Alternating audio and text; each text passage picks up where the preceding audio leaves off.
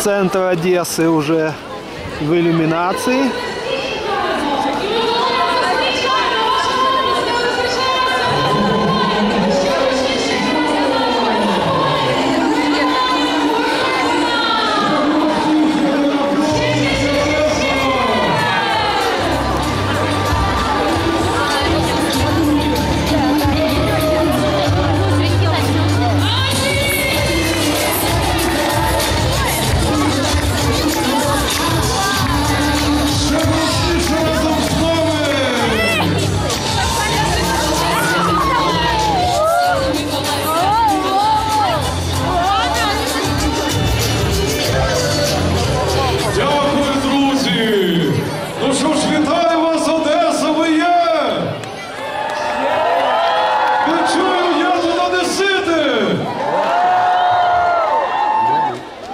Слава Богу, добрі люди, хай добро завжди вам буде, і в кожний час, і всяку годину Господь допоможе, в біді не покине.